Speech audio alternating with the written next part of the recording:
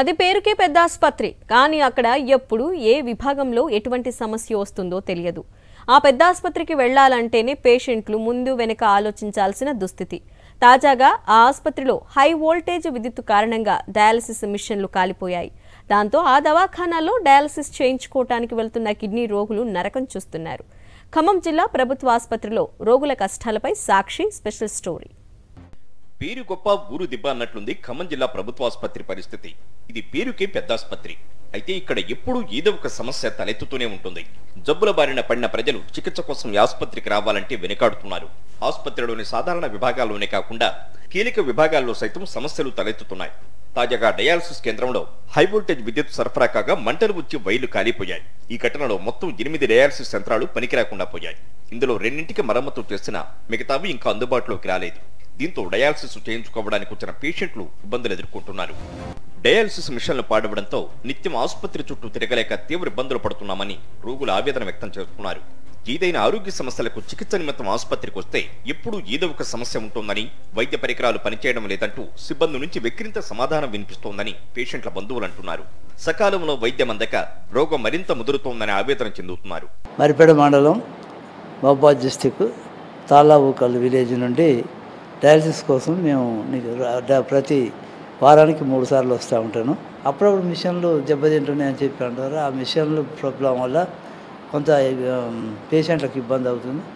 కాబట్టి ఆ మిషన్లను కూడా త్వరగా రిపేర్ చేసి రోగులకు సహకారాన్ని అందిస్తే మంచిదని చెప్పేసి మేము అభిప్రాయపడుతున్నాం. ఉమ్మడి ఖమ్మం జిల్లా నలుమూలల నుంచి నిత్యం వందలాది మంది చికిత్స కోసం ఖమ్మం పెద్ద ఆసుపత్రికి వస్తుంటారు. వారిలో కిడ్నీ బాధితులు రోజు 10ల సంఖ్యలో వస్తుండగా వారికి 3 షిఫ్టుల్లో డయాలసిస్ చేస్తారు. అయితే ప్రస్తుతం 6 డయాలసిస్ యంత్రాలు పనిచేయకపోవడంతో కిడ్నీ పేషెంట్లకు ఇబ్బంది ఎదురవుతోంది. ఉన్న 2 యంత్రాలతోనే డయాలసిస్ కొనసాగిస్తుండటంతో చాలా మంది పేషెంట్లు వైద్యం అందక వెనుదిరుగుతున్నారు. మేము సాతానిగూడ నుంచి వచ్చిన మా అమ్మగారికి డిసెంబర్ నెల నుంచి డయాలసిస్ జరుగుతుంది.